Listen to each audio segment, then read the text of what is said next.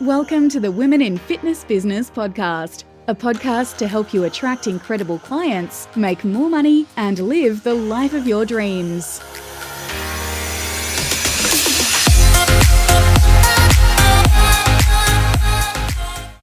Welcome to Aaron Whitney. She is the co-founder of Content Only, specializing in the 30 days in 90 minutes content creation system. And I'm so super excited to have him here today. So welcome, Aaron. Ali, I've been looking forward to this conversation ever since we booked it in. Thanks for having me. You are so welcome. It's been a long time in the making. It's something we've been saying, we need to do this for such a long time. And yeah, I'm glad we finally got to making it happen. Yeah, I think we get the tangibility side locked in and Yeah. beyond the little passing comments, it's great to actually go forward and chat. That's it. All right, let's dive on in. So one of your things that I love about you is authentic content creation. And that is a huge part of growing any business. But many people struggle to find the time, and then they find it very overwhelming to be consistent. So how do you tend to manage, and what advice do you have to overcome that overwhelm and creating consistent content? Everyone has the same problem. It's like, what do I post? When do I post it? Where do I post it? Even if you're an experienced creator.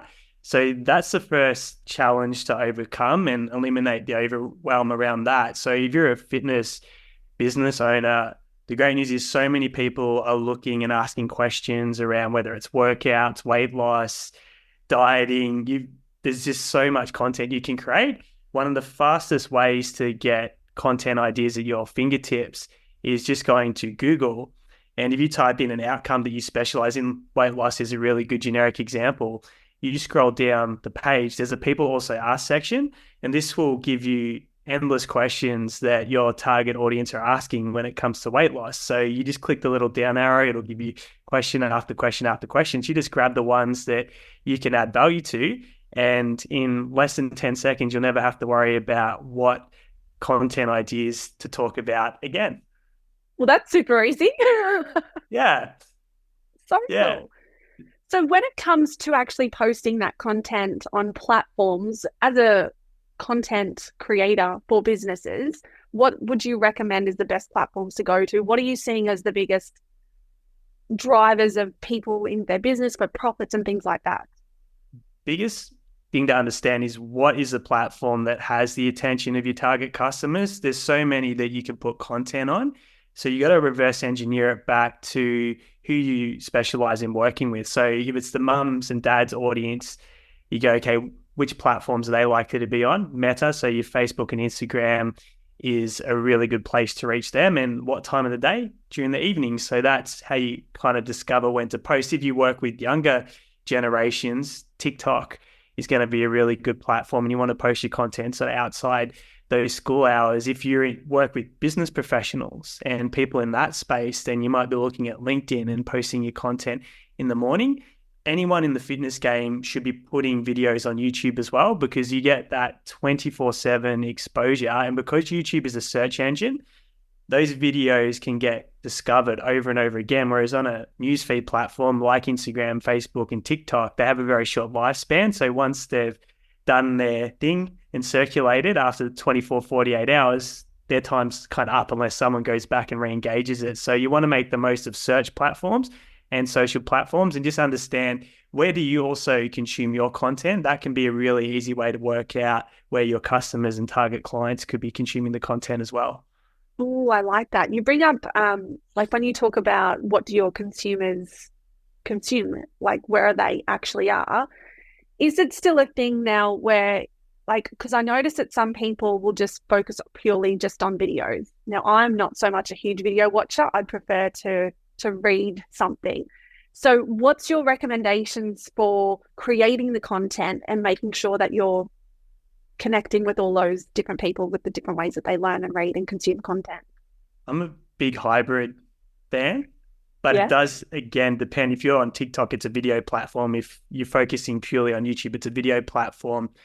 If you're on the other platforms like Meta and LinkedIn, I think having a balance between authority written posts that educate and add value to your target audience with the video content is a really good way to present content that's going to be digestible for people that have different preferences in how they like to receive it.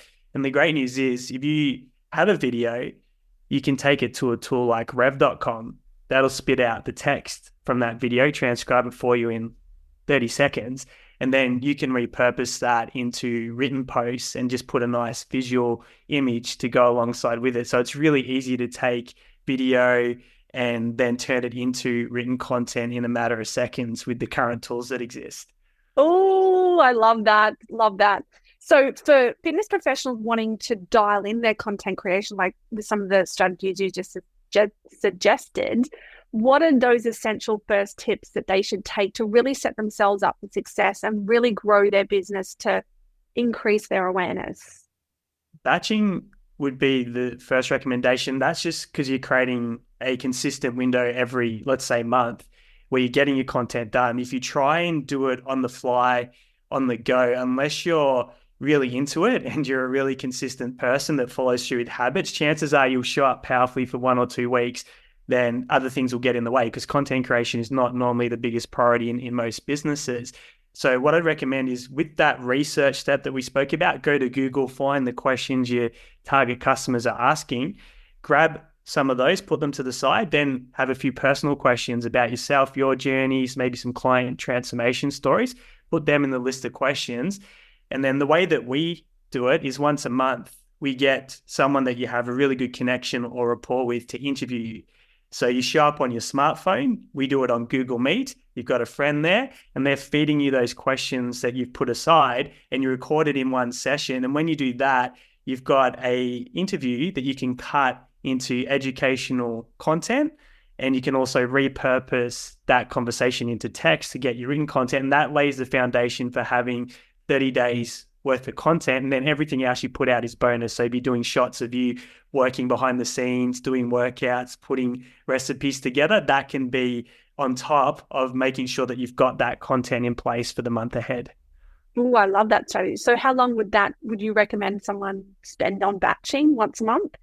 Well, most of our clients get their sessions down to 20 minutes now. We have a couple that love it and they'll talk for an hour, but people that are in niches and they're really good at delivering on-point answers because we're going for short-form content, your reels for social media, generally speaking, they're less than 60-second clips.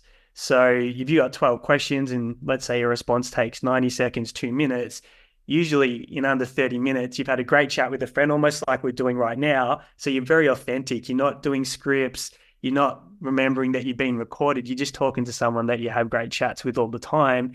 So you get the most approachable style of content that best represents your personal brand through the process. So in most cases, it takes 30 minutes for our clients to do a month's worth of content that we repurpose into both video and written formats.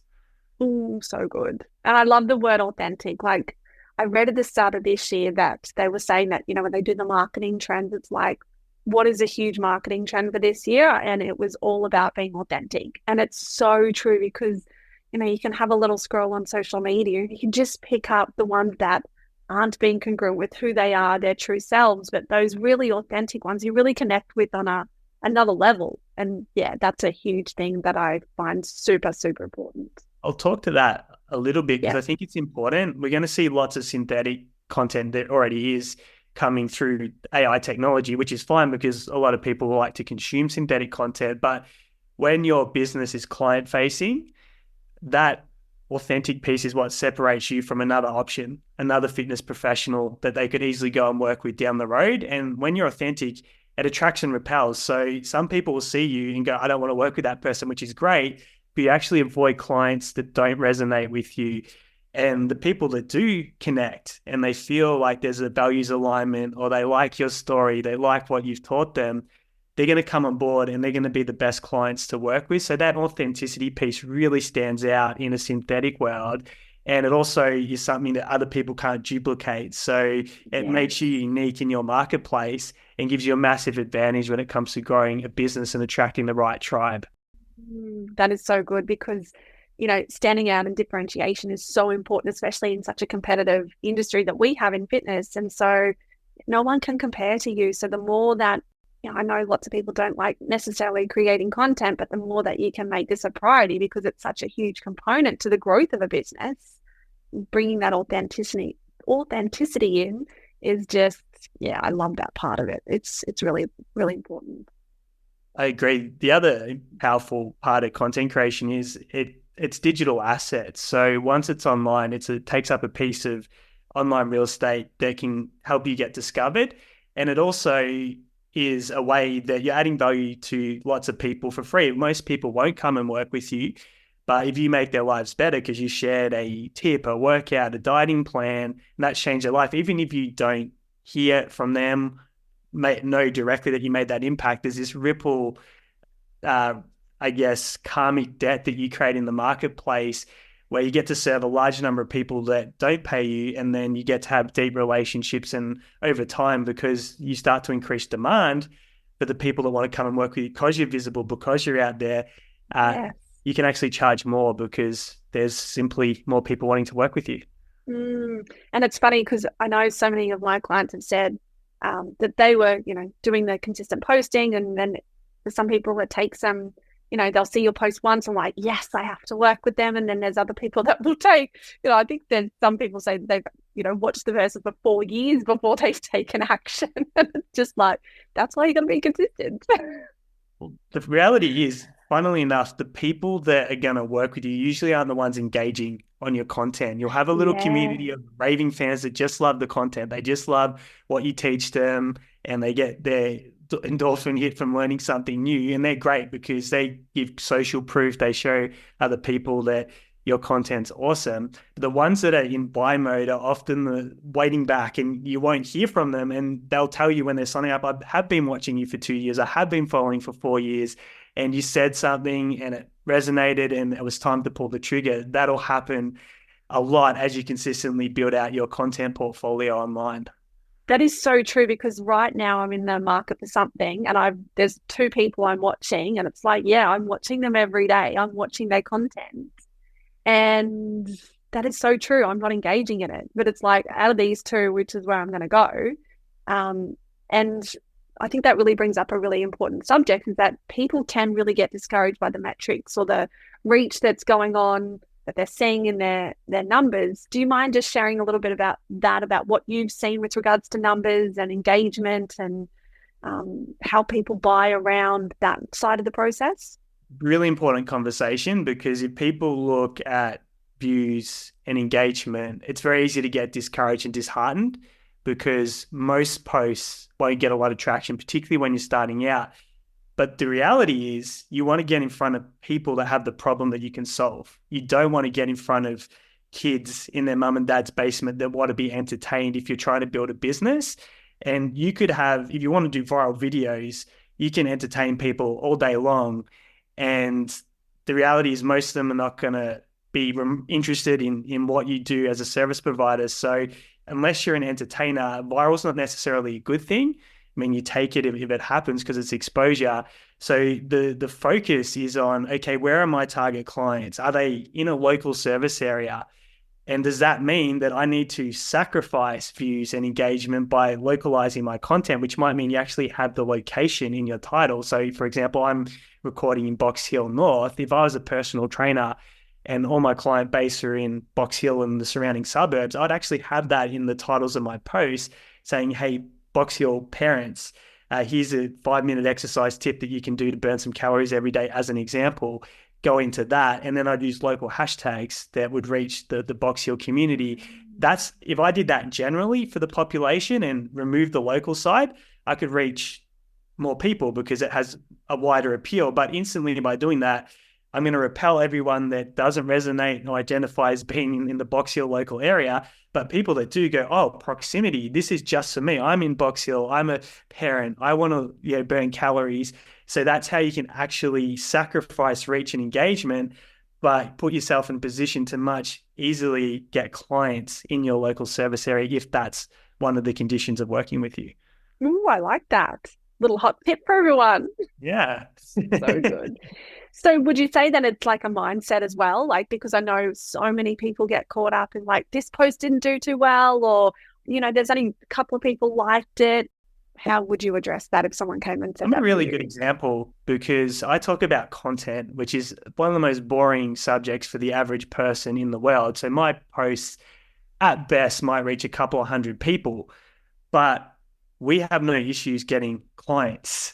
So the people that are tuning in and are resonating, clearly when the problem's there that they're trying to solve, they reach out. And when you come from a place of service and you forget about the views, you forget about the likes, and you almost look at it like a fitness analogy. So the way I look at it is you have never been running before and you go for a run, you get 200 meters in, your lungs are bursting, you want to quit, your whole body's aching, or you're in the gym lifting weights for the first time and it's terrible. And you don't really want to do it again. The same thing when you do a video for the first time, and it's probably not going to be great. But you do another run, you get a little bit further, you feel a little bit better. Then you get a month down the track, all of a sudden you're running twice as far, twice as fast. Content's not dissimilar. And in the beginning, you might not even know your voice or who you're speaking to. So it's about getting out there, finding what's resonating, who's responding, and then adapting with that feedback. So if you come from a place of, this is like going to the gym, and I go to the gym 3-4 times a week and work out, and you use that same analogy with content and you look at your strength now from where you started, or your fitness base with cardio from where you started, you've got the perfect reference point to how content will work for your business. You've just got to play the long game, look at the big picture, and understand that if you keep showing up, keep doing the reps, keep hitting the pavement, you're eventually going to get to that destination that you're looking to get to. I like that because James Smith talks about that with his social media. It's like he posted every single day consistently for years, and all of a sudden there was a tipping point and it just took off. But what you said, it's like that, and as I always say, it's like that action precedes clarity. You've got to start somewhere. Otherwise, that analysis by paralysis, you sit there and then another day ticks over and I'll do it tomorrow. But yeah, I love that. Just got to get in and do it and do the reps, and then it just keeps getting better and better. Yeah, always look at it like your fitness clients. What would you say to them when they're at the start of their journey? You take that same analogy into content. Yes, so good. Good. All right. So what would you say are some of the common mistakes that fitness businesses make when creating content, and how can they avoid those little pitfalls? First one is not really identifying who your target client is. So you're making content that has that broad or masses appeal. And then there can be that frustration with who's actually coming to your business. Why aren't I attracting who I want to work with? These people don't make decisions, or they're not willing to invest at the level that I'm asking them to invest. So I would say get really clear on what problem you're solving and who that problem is for. So you imagine, let's use a hypothetical example. You've got a bride-to-be, their wedding's coming up in a couple of months. They're going to have a different level of motivation to get in the shape they want to for that wedding than someone that has nothing on the horizon that's really motivating them. So if you are creating a service and speaking to that particular audience, you're going to have a very different level of people willing to invest with urgency than if you're going with a broad stroke. So you probably hear it over the time, beaten over the head, but niching down, like I said a moment ago, you will sacrifice reach, you will sacrifice the vanity metrics, but you'll attract the clients that have the urgency and the financial means to go ahead and invest with you once you nail it, which I think is the biggest thing, not just for fitness businesses, but just about any industry. Yeah, definitely. Niching is such a huge, important part of it. So when it comes to the content side of it, in creating content and being consistent, what would you say are some of the big challenges that you've seen with fitness businesses when it comes to being consistent and even just in general, just creating content? Yeah, it's not having the system around it. So It becomes very much show up and disappear, and then show up and disappear, get a little burst of motivation and go away, like people that don't have structure around their fitness or workout habits. And once you build a system, it's much easier to follow through. And the biggest challenge is content creation. If you don't have a system, is really challenging, because where do you even start? So that approach that I mentioned, where you get the content ideas, you don't have to think about it. Your target audience are already giving you those ideas. And I'll give you another tool that puts it on steroids, particularly if you want to create videos and put them on YouTube. That's vidIQ. So again, if you take weight loss into the keyword section of that tool, not only will it give you 300-ish content ideas in a second, it'll also show you the competition. So you can sort from what your chances are of ranking for that particular content and how many people are searching for that a month. So if you find a topic that has very low competition but high searches, all of a sudden you can create a video that has an opportunity to get in front of an audience that isn't overly populated with content at the moment. So that's a really cool tool to put it on steroids. That's cool. Yeah. And so if you have a system where you do show up once a month and you do go through those questions and you answer them and add value, and then depending on where you're at, the next step we call is repurposing. And there are some AI tools that do repurposing for people that are starting out without a budget and can't invest in editors and production. So you've got like Opus Clip, you've got GetMudge. The only challenge is when you put a video into that tool, it won't necessarily give you the content that you're targeting. So if you're going for specific questions, it'll give you a bunch of videos, but not necessarily the ones that you're targeting with your content. But it can be a really good entry point if you're starting out, and that will put captions and you can edit the captions and do a few cool things with that video to get some content going. And then I mentioned rev.com. You just take that exact same video, pass it over to rev.com, get all your text. And then again, if you don't have a budget to invest in resources, you can prompt engineer something like ChatGPT and train that to turn that transcriptions into the post you're after, still using your words and your voice. So it's not duplicate content that's already pulled from somewhere else on the web. There's so many tools out there, isn't there? And it's ever changing. It's cool, which makes everyone's life so much easier. Yeah. And you think about several years ago, just to do content, there was no distribution platforms before social media. You had to go through the mainstream outlets. Now everyone's got free social media, so there's no excuse for not distributing. Everyone can create a video on their phone, and every social media platform now enables you to put captions for free using their own tools onto that. So you don't even have to have editing skills. It's done for you, and then you can schedule it and put it out at a time that's the best fit for your target audience, all for free from the platform. So there's no excuses. There's no barriers to entry anymore. And even if you don't have a phone, you can borrow someone else's and do it anyway. Love it. You mentioned about repurposing, and I think a lot of conversations I have is that people think they need to create brand new content every day, all of the time to, make sure it's fresh. But that is so not the case. Like there's someone I follow on social media, and she's always saying that, she's creating like 3 reels a day. But lots of people that can be like, oh my God, that's so overwhelming. But she's like, she goes through all the metrics. She sees which is the highest performing and just repurposes it. Yeah. And you can repost as well. Most people won't watch your video or read your post. They'll see it and that'll be in the impressions. But in terms of the people that actually stop and consume it, it's a very small percentage of that reach. So you can repost a video that you created a few months ago again and reuse the content assets that you build up, especially if one did really well, pull it back out, post it again, because you've got a track record knowing that got traction last time. So you build these assets. It's not set and forget, it's done now. You can pull them back out and reuse them again in the future, which is really, really powerful way to leverage an asset that you're creating. Especially for those days when you're just like having a little bit of a, I don't know what to post today. Yeah, on the days where I do get that block, I'll just go back and pull a written post from 4 months ago that I thought was pretty well written, and I'll just post that with a different visual and problem solved. And that is exactly what a simple little tweak that you can do to get content out for those days, which I do as well quite a fair bit. yeah, exactly. Yeah. It's there's no limit to how many times you can reuse something. So just keep pulling the assets out that have performed well and post them again. Yeah, so good. All right. Now, storytelling is a big, powerful attention grabber in the use of content creation. How can fitness professionals use that storytelling component to really connect with their audiences?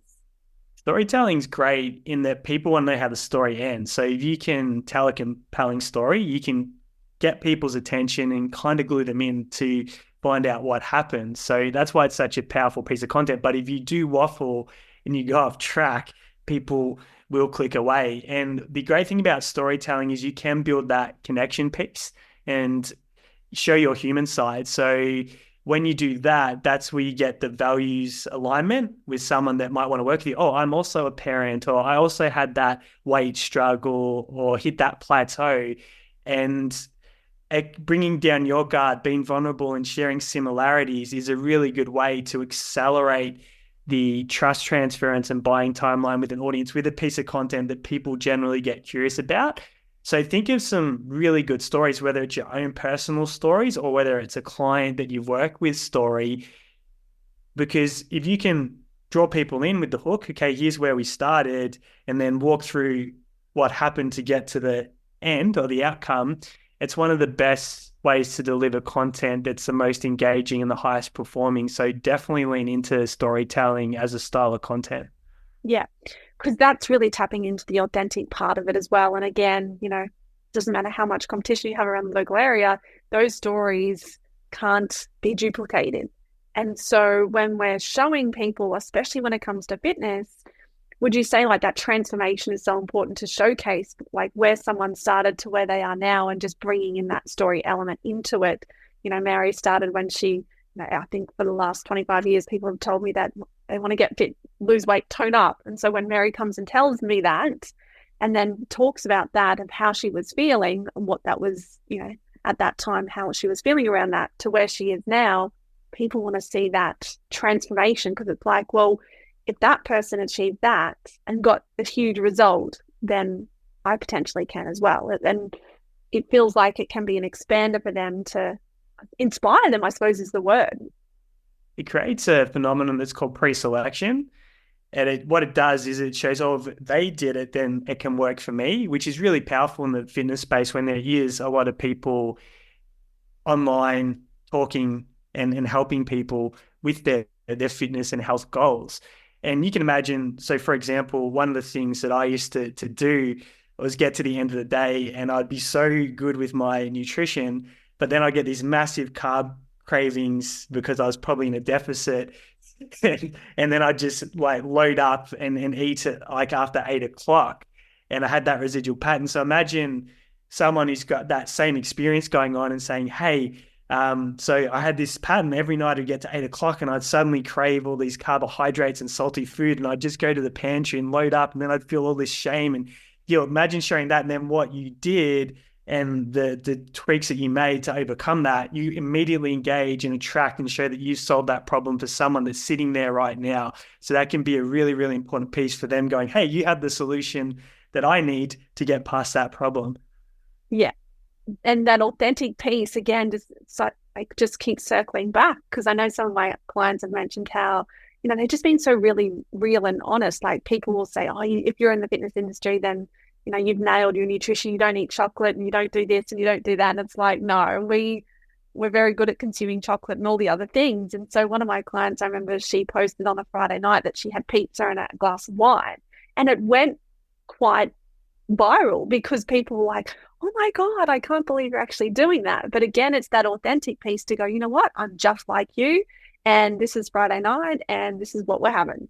Isn't it great though, if you're someone watching, to know that, hey, I can still have some pizza. I can still have that glass of wine when I'm going through a body transformation or I'm working on myself. That side would excite people as well. The more vulnerable the more you can call yourself out, the more you can expose yourself, the more you're going to connect with people that have the challenges that are going to pay you to solve the challenges. So I think the more realness that you can, that imperfection piece, yes. And the more you can dial that in, you're really going to stand out from the people that are just posting the filtered images, only showing their PBs in the gym, as opposed to when they have had a binge eating session, or they did have a blowout, or they missed the gym that day because their little voice got the better of them, or they slept in, whatever it is. Those are the things that are really going to connect, where most people aren't talking about that part of the journey. You're exactly right. Yeah, because it's that, it's very like we just get into that habit of scrolling. we need that content that stops like us in our tracks to go, oh, what's that difference? So I feel like what you're also saying is like really start to think different into how you're approaching content, what sort of content you're actually putting out there to stand out from everyone else. And like you said, people aren't doing that authentic storytelling piece, which, they're starting to blend in with everyone else. They may not be getting the results that they desire with their content. The other aspect to that too is everyone's doing one thing, then it's so easy to stand out by doing a different thing. And there's not one industry where you can see what the general vibe is. If you look at the business space, you can see very quickly what most people are doing, what they're posting, the style, and it's usually the highlight reel in just about any space. So when you show up, and one thing that I found extremely interesting, and this has been feedback from a lot of different agencies, a lot of different people, is the content that isn't overly polished outperforms the highly produced content. And we've worked out that there's this theory that a lot of the highly produced content comes across as advertising. So when the video might even be a little bit grainy, or it's imperfect, or you don't deliver, there might be a few a few of them thrown in, but it's really organic and authentic. People see the human side, and that tends to really aggressively outperform in a lot of cases the highly produced, highly edited, really polished content that people put out. Interesting. Which leads me to my next question. After helping so many people with their content, what would you say would be one thing that someone could make a tweak today that would really make an impact on their content creation or anything when it comes to content? That vulnerability piece. So if you got your phone out, so I've been listening to Callie and Az, and I feel really uncomfortable about this, but I'm going to share something that I'm a little bit ashamed of, but maybe it'll help you, you can take action or do something that you've been putting off, and just start there with something really vulnerable and authentic. That's always my first piece of advice to anyone that hasn't been consistent or hasn't started yet. Just lay it out on the line and share something that's really personal, because that's going to connect with people and they're going to see the real you versus waiting till it's perfect, waiting till it's right, practicing it 100 times to get it word for word. Just start, just like if you're talking to a potential client and say, hey, we just got to pick the weight up for the first time, or we've just got to take a walk around the block and get moving. It's exactly the same. And that's my number one tip for anyone that's tuning in that isn't consistent with content yet. Your message, as they say, don't they? Yes, that's it. And since you said that, like, I know that you've done that a few times, and correct me if I'm wrong, but when you've done that, like, even I've reached out and go, oh my God, like, said that with whatever I've said, but it really grabs at the heartstrings. Yeah. And whenever I'm sort of starting with the theme, I always start with something really vulnerable, whether that's about myself or being a dad or relationship where I've messed up, because let's face it, we've all done some weird things. And Garrett J. White, I'm a big fan of him because he goes, just call yourself out, then no one else can. So if you've messed up and you've done something, it's like, own it, because we're all human. We've all done stuff that, if people don't put our worst moment online, we're all going to look pretty bad. I love that. Yeah. What if you just shared it and be okay? The people that are going, if anyone has a go, it's going to be someone that's triggered by the fact that you're doing what they're too afraid to do. 9 times out of 10, it's a faceless avatar with some handle that isn't their real name. And you've triggered them because you're being authentic, you're being vulnerable, you're showing up. There'll be people that'll be so inspired and they'll be cheerleading and applauding in the background. They may not tell you, but you'll actually impact their lives by being vulnerable and being authentic. So share some, obviously some people have lines for what they're willing to share, but just something that other people are going to go, oh, wow. Yeah, I've struggled with that too. I can feel that challenge, or I've been through that hardship, because look, the human experience is bipolar. We have there's a duality, there's darkness and there's light and there's seasons, and we all go through really hard times. And that's where we can help people the most when they're struggling. So by sharing your struggles and what you've overcome is where you're going to have the biggest impact in transforming someone that's going through something that's challenging for them. Because when people do that, and whether whoever it's done, or whether it's friend or it's me or clients, whatever, it's like they then say how many people have reached out to them and gone, I'm on the same page. Like, this is so me right now. And it's like, oh my goodness, I actually didn't realize just how many. Like, I know when I've done that, I recently did one a couple of weeks ago, and the amount of messages that I got, it was like, holy moly. Like, when you have that inclination, that intuition, as they say, to say something in content, it's probably a nudge to actually say it, because it's like the universe's way of going, this needs to get out there to help some people. Yeah, couldn't agree more. I look at, we've had a wild year, as you know, on our side, and there's been plenty of moments where it has been overwhelming, overbearing, where you are so in your head, and on the surface, it can look, I said the analogy before we first recorded about the duck, and the feet are furiously paddling underneath, but on the surface, it's floating around. Talk about that paddling underneath, because that's the piece that's going to make you stand out when everyone's just posting the duck on top of the water. Yes, absolutely. I just want to touch on when you mentioned about, when we trigger someone with our content. I know that's a really big thing for some of my clients, where they're actually, what's the word? Hesitant about really being too, not too authentic. Let me rephrase that. They're hesitant about, saying what they want to say, in that perspective. But they're afraid of getting the unfollows. They're afraid of getting the comments. What would you say to that? Unfollowership is great. I deliberately lose followers at times because, again, it's about having that tribe that connects and resonates with you. And if you take a stand in this day and age, there's going to be opposition, because everyone, and they're entitled to have their beliefs. All the attacks going to come from someone that's triggered, that isn't doing anything, generally speaking. It's not going to be anyone that's doing great things with their lives or is generally committed to success. So you have to have the ability to go, okay, that's probably someone that is really depressed, really mad at themselves, really frustrated, or they've had a really rough, and the way that they get their significance is by attacking online, and it's going to happen.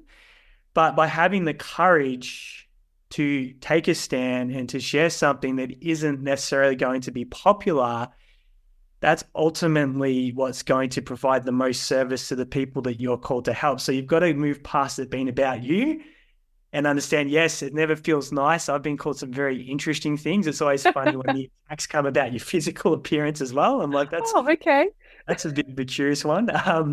But then I also go, well, this person has taken the time out of their day to watch a video and to sit there and to tell me something that's completely irrelevant to what I was talking about. And I've done great, because I've triggered them, because I'm doing something that's powerful for me. And in doing that, someone else has gone, oh, I'm not doing it, so I better attack, because that's how I feel good. So it's always, for me, every piece of content that I post, it's like, is this serving someone? Does this help someone? Does it make their lives better? And when I think about that, then it's not about me, it's about helping people. And that tends to dissipate. And also, I think when you're being authentic and you are calling yourself out, the truth can hurt. So if someone says something and it's true on some level, that's when it can be like, oh, they got me, or whatever it is. But when you are truly being authentic, it doesn't hurt as much, because you go, I'm being me, I'm doing me, I'm leading from where I live.